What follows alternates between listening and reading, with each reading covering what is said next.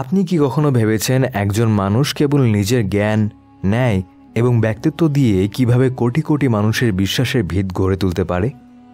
একজন মানুষ যিনি নিজের জীবনে কোনোদিন সেনাবাহিনী ব্যবহার করেননি, কোনো ক্ষমতায় ছিলেন না, তবুও তাকে ভয় পেত খলিফারা, সম্মান করত যুগের জ্ঞানী লোকজন। আজ আমরা কথা বলবো সেই মহান মানুষটির সম্পর্কে, যিনি শুধু একজন আলেম ছিলেন না, তিনি ছিলেন একজন আন্দোলনের জন্মদাতা। এই মানুষটি হলেন ইমাম আবু হানিফা রহমাতুল্লাহ আলাইহি। তো চলুন শুরু করা যাক। জন্ম ও শৈশব।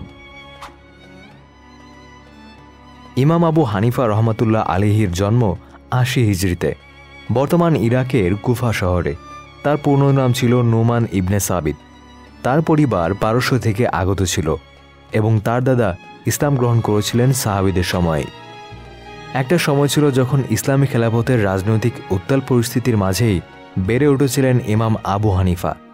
তার বাবা ছিলেন একজন সুগন্ধি ব্যবসায়ী, কিন্তু ছেলেবেলা থেকেই আবু হানিফা ছিলেন চিন্তাশীল, যুক্তিপূর্ণ এবং জিজ্ঞাসু। তবে তিনি প্রথমে ধর্মীয় শিক্ষা নেননি, বরং ব্যবসায় মনোযোগ দিয়েছিলেন। কিন্তু একদিন এক বড় আলেম তাকে বললেন, তোমার মধ্যে এমন কিছু আছে যা শুধু ব্যবসা করেই নষ্ট করা উচিত নয়, তুমি জ্ঞানের পথে এসো। এই কথাটাই তার জীবন বদলে দেয়। জ্ঞানের পথে যাত্রা। এরপর শুরু হয় তার নতুন পথ চলা। তিনি কুফার বিখ্যাত তায়েবি আলেম হাম্মাদ ইবনে আবি সুলাইমানের কাছে দীর্ঘ ১৮ বছর ধরে শিক্ষা গ্রহণ করেন। এই সময়ে তিনি কোরআন, হাদিস, কিয়াস, ইজমা এবং সাহাবীদের ফতোয়ার ওপর বিশাল দক্ষতা অর্জন করেন। তার বিশেষত্ব ছিল তিনি যুক্তির সাথে গভীরভাবে চিন্তা করতেন। ইসলামিক ফিকহ অর্থাৎ আইনশাস্ত্রকে তিনি শুধু হাদিস অনুসারে না দেখে মানুষের বাস্তব জীবনের প্রেক্ষিতে বিচার করতেন। তার এই দৃষ্টিভঙ্গি তাকে অন্যদের থেকে আলাদা করেছিল। হানাফি মাযহাবের সূচনা। ইমাম আবু হানিফা কোনোদিন নিজের মাযহাব তৈরির ঘোষণা দেননি। তিনি ছিলেন অত্যন্ত বিনয়ী। তার ছাত্ররাই পরে তার ফতোয়ার ভিত্তিতে হানাফি মাযহাব গঠন করে।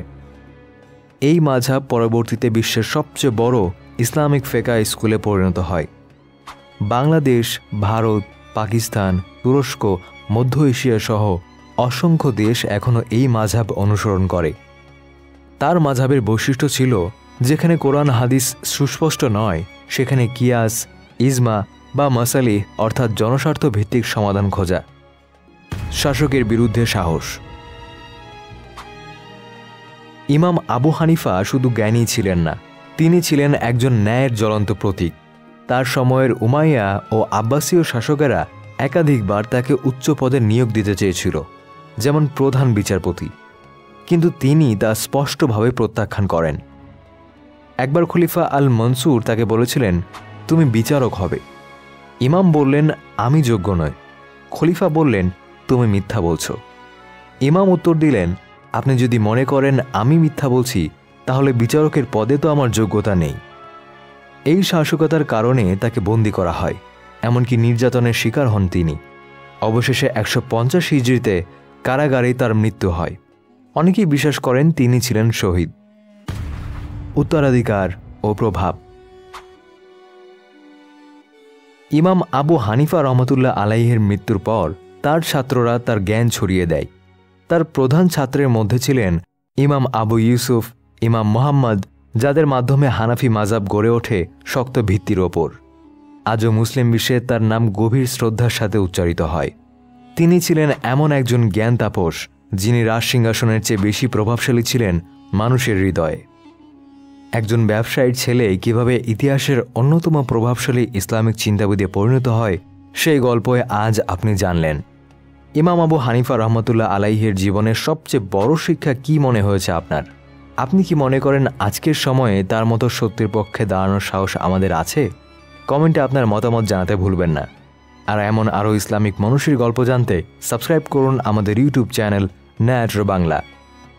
এই ভিডিওটি প্রস্তুত করতে আমরা ব্যবহার করেছি বিভিন্ন প্রামাণ্য ইতিহাস গ্রন্থ, ইসলামী স্কলারদের রচনাবলী এবং আধুনিক গবেষণা ভিত্তিক উৎস। তথ্য ও বর্ণনা সতর্কভাবে যাচাই বাছাই করা হয়েছে, যেন আপনার সামনে তুলে ধরা যায় সত্য, নির্ভরযোগ্য এবং সম্মানজনক উপস্থাপন। ব্যবহৃত মূল উৎসসমূহ হল সিয়ার আলাম আল নুবালা, ইমাম জাহাবি, বিখ্যাত ইসলাম মনীষীদের জীবন সংকলন, তারিখ আল তাবারি ইবনে জারির আত-তাবারির ঐতিহাসিক দলিল, আল-ফিকা আল আকবর ইমাম আবু হানিফা রহমতুল্লাহ আলাইহের সঙ্গে সম্পর্কিত ফিকহ বিষয়ক আলোচনা, তাদকিরাত আল-হাবস ইতিহাস সংকলন ও ইসলামী ইতিহাস বিষয়ক উৎস, the four imams Mohammad Abu Zahra চার মাযহাবের ইমামদের জীবন কাহিনী ও চিন্তা, Abu Hanifa his life, legal method and legacy Mohammad Akram Nadwi আধুনিক গবেষণা ধর্মী বিশ্লেষণ। এইসব তথ্য যাচাই বাছাই করে উপস্থাপন করা হয়েছে যেন সত্য ও প্রামাণ্য কন্টেন্ট আপনি পেতে পারেন। আমাদের এই প্রচেষ্টায় যদি আপনি কিছু শিখে থাকেন তাহলে অবশ্যই সাবস্ক্রাইব করতে ভুলবেন না।